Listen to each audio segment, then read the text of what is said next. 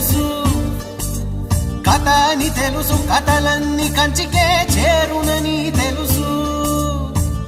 తెలుసు తెర తొలుగుతుందని, తెలుసు తెల్లారుతుందని, తెలుసు ఈ కట్టె పుట్టుకుమంటదని, తెలుసు ఈ మట్టి మట్టిలో కలిసిపోతదని.